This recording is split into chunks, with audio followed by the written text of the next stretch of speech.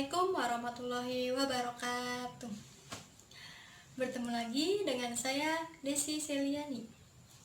Pada video kali ini saya akan menjelaskan materi matematika tentang limit fungsi aljabar.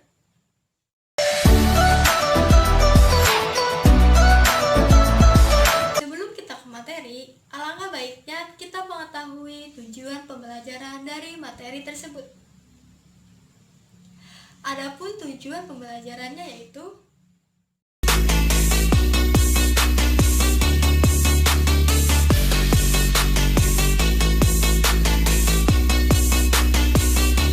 sebelum kita ke materi limit fungsi aljabar. Nah, kalian pasti sudah belajar mengenai fungsi aljabar kan? Nah, dari fungsi aljabar tersebut kita lanjut ke limit fungsi aljabar. Dalam fungsi aljabar akan kita limitkan, yaitu ada 3 bentuk. Yang pertama yaitu polinomial berderajat n, yaitu bentuknya fx sama dengan an kali x pangkat n ditambah an min 1 dikali x pangkat n min 1 ditambah dan seterusnya sampai a0. Kedua yaitu fungsi rasional atau pecahan. Adapun bentuknya fx sama dengan an kali x pangkat n ditambah an min 1 dikali x pangkat n min 1 ditambah dan seterusnya ditambah sampai a0 per bm kali x pangkat m ditambah bm min 1 dikali x pangkat m-1 ditambah dan seterusnya sampai b0. Dan yang ketiga, fungsi irasional atau bentuk akar. Adapun bentuknya fx sama dengan akar ax pangkat 2 ditambah bx tambah c dikurangi akar px pangkat 2 ditambah qx tambah n. Itulah ketiga bentuk fungsi aljabar yang akan kita limitkan. Selanjutnya kita ke pengertian limit. Dalam pengertian limit terbagi menjadi 2. Yang pertama, arti limit fungsi aljabar di suatu titik, dan yang kedua, arti limit fungsi aljabar tak hingga. Sebelum ke pengertian limit, pasti kalian sudah mengetahui atau mendengar kata limit. Apa kalian tahu apakah limit itu? Dalam bahasa Indonesia adalah hampir atau mendekati.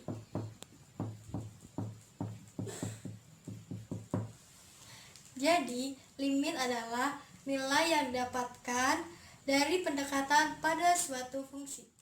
Bentuk limit dalam matematika biasa kita tulis lim x mendekati c dari suatu fungsi fx sama dengan L.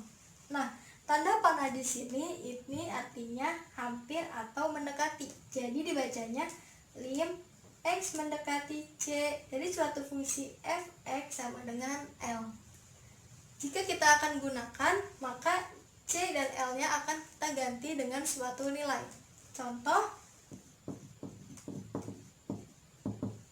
lim x mendekati 2, dimana suatu fungsinya kita ganti menjadi nilai, yaitu 2x ditambah 1 sama dengan berapa.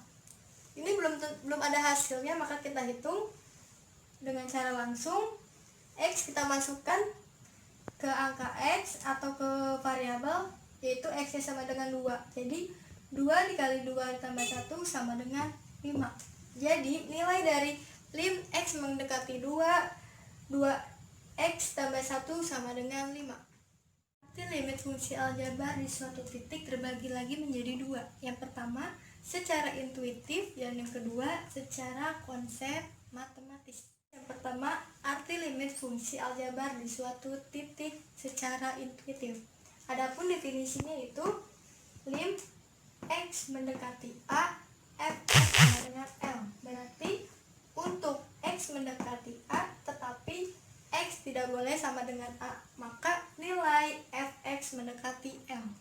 Yang kedua, ada limit fungsi aljabar di suatu titik secara konsep matematis.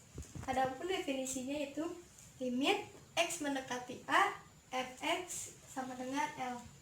Untuk bilangan kecil yang diketahui epsilon sama dengan 0, kita dapat mencari delta lebih besar dari 0 sehingga ketidaksamaan mutlak fx dikurangi L kurang dari epsilon berlaku untuk semua x yang memenuhi 0 kurang dari mutlak x min a kurang dari delta.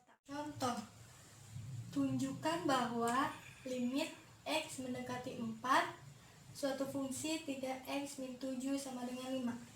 Jawab, kita tentukan terlebih dahulu analisis dasar.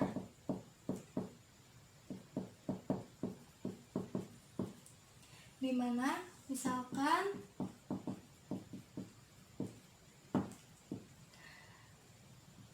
epsilon sembarang bilangan positif.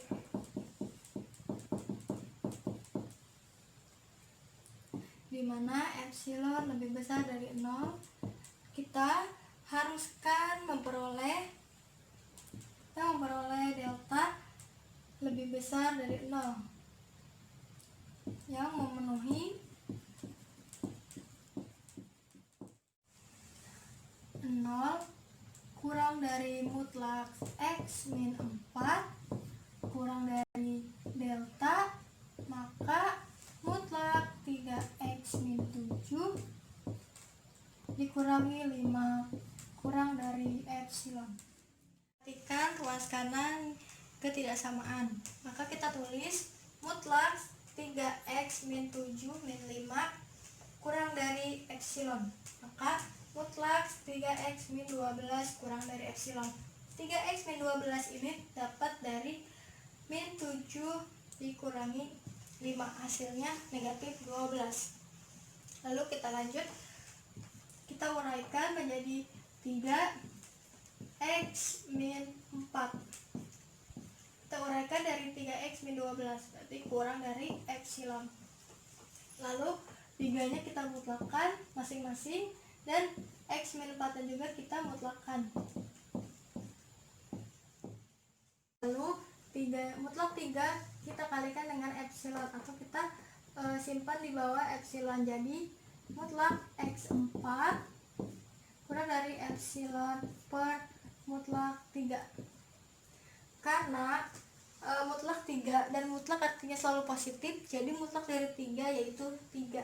Jadi x min 4 mutlak kurang dari epsilon per 3. Hal ini jadi kita peroleh deltanya sama dengan epsilon per 3. Setelah ke analisis dasar, kita lanjut ke pembuktian formal. Pembuktian formal hanya kita bisa melihat dari analisis dasar, kita bisa menentukan dari situ apakah terbukti atau tidak. Kita hanya nulis hasil yang sudah kita tentukan, lalu kita tulis dari bawah ke atas apakah terbukti atau tidak. Kita coba, misalkan epsilon lebih besar dari 0 dan delta sama dengan epsilon per 3. Kita tulis 0 kurang dari mutlak x min 4 kurang dari delta, maka mutlak 3x min 7 negatif 5 sama dengan hasilnya 3x min 12. Atau kita uraikan lagi, 3x min 4. Jadi 3 di luar dan dalam kurung x min 4 agar hasilnya menjadi 3x min 12.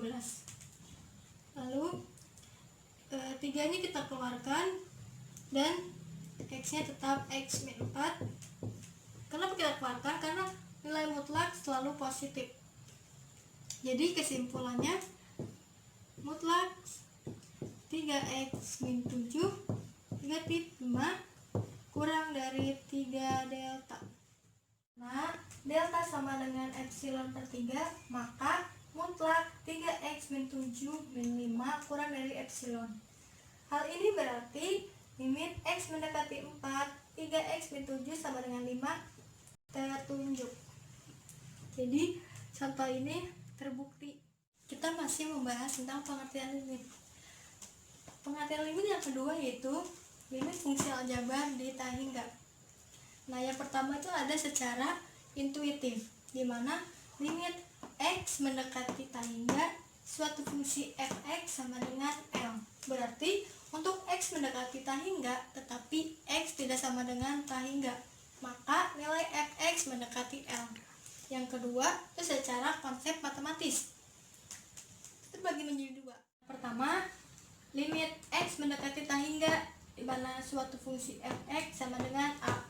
Apabila epsilon bilangan positif yang sangat kecil, ada sebuah bilangan positif m yang memenuhi kondisi berikut, di mana mutlak x lebih besar dari m, maka mutlak fx min a kurang dari epsilon.